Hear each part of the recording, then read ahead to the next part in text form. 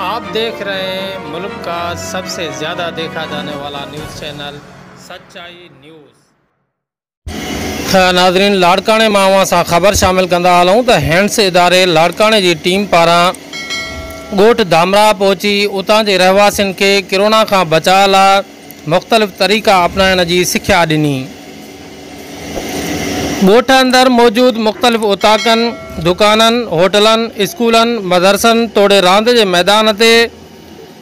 रांदि कंदड़ नौजवाननि सां हैंड्स पारां मुक़ररु hygiene promotion officer Farooq Ahmed, Zahida Khoro पंहिंजी टीम समेत मुलाक़ातूं करे मालूमाती सेशन कया ऐं कोरोना जे ख़तरनाक मर्ज़ ऐं उन खां बचाव जे मुख़्तलिफ़ तरीक़नि बाबति ॼाण ॾिनी। हैंड्स जी टीम सचाई न्यूज़ के ॿुधायो त असां ॻोठ जे मेन चौकनि चौराहनि ते हैंड्स वॉश टैंकियूं लॻायूं आहिनि जितां माण्हू पंहिंजा हथ आसानीअ सां वॉश करे सघनि था। हिननि वधीक सचाई न्यूज़ सां ॻाल्हाईंदे हिन रीति वीचार वंडिया। ऐं असां मुख़्तलिफ़ प्रोजेक्टनि ते कमु था कयूं पिया, मसलन हेल्थ, एजुकेशन ऐं हिन वक़्तु जेको असांजो प्रोजेक्ट हले थो पियो कोरोना जे बारे सां कोविड-19 ते कोविड-19 जे हवाले सां असां जेको आहे माण्हुनि में मुख़्तलिफ़ अवेयरनेस ॾियूं था, उन जा प्रिवेंशन ॿुधायूं था, उन्हनि जे बचाव जा जेको आहे तरीक़ा उन्हनि खे ॿुधायूं था त कीअं हुन खां बचिजे। जीअं मसलन असां रिलीजियस लीडर जेके आहिनि, असांजा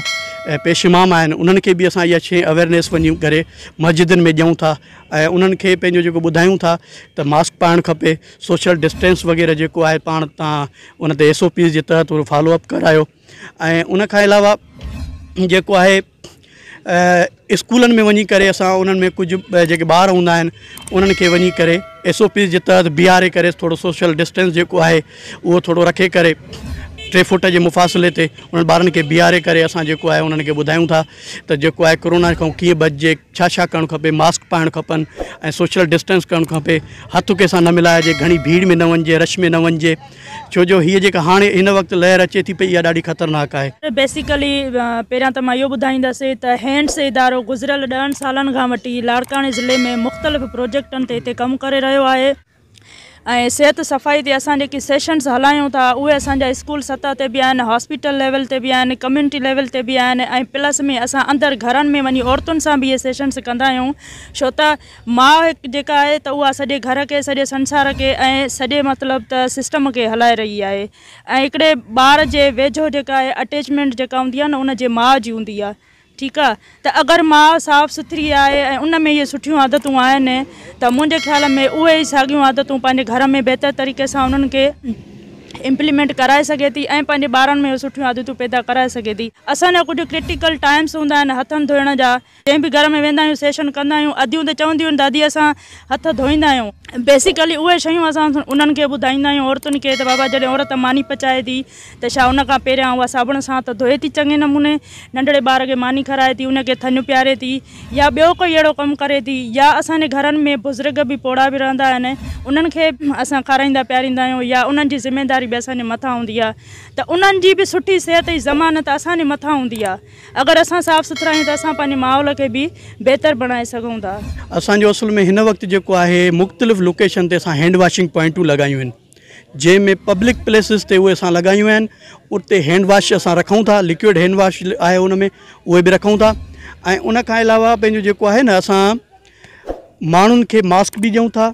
मास्क बि प्रोवाइड कयूं था, जिन खे असां सेशन ॾियूं था उन्हनि खे मास्क बि ॾियूं था। तव्हांखे ॿुधायो वियुमि त हैंड्स इदारो 1979 में ठहियो आहे, उनजो जेको आहे बानी आहे, फाउंडर आहे उहो आहे अब्दुल गफ़ार बिल्लू।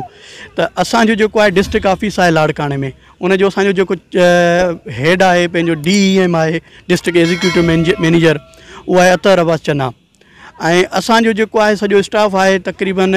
असां हुन में 12 ऐं 13 जेको आहे स्टाफ आहे। मुंहिंजी डेज़िग्नेशन जेका आहे मां प्रोजेक्ट एसोसिएट आहियां, हाइजीन प्रोमोटर आहियां हिते। अच्छा, तव्हांजी जुडिक्शन जेको आहे तव्हांजी बेसिकली केतिरे एरिया में कमु कयो था? असां तक़रीबन असां 8 GD आहिनि जेके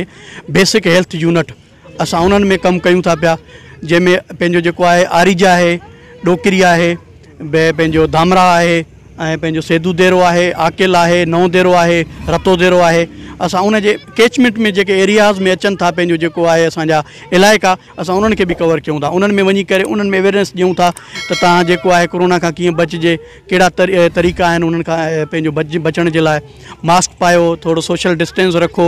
ऐं थोरो घणी भीड़ में वग़ैरह में रश में न वञो, पंहिंजा हथ जेको आहे बार बार हर 20 सेकंडनि ताईं तव्हां धो, इहे शयूं असां उन्हनि खे ॿुधायूं था पिया। वॾी महिरबानी तव्हांजी। Thank U. खैर नाज़रीन, मज़ीद ख़बरें और अपडेट्स के लिए देखते रहिए सच्चाई न्यूज़।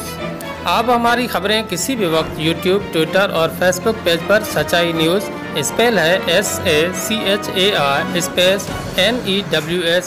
लिखने के बाद सर्च करके देख सकते हैं।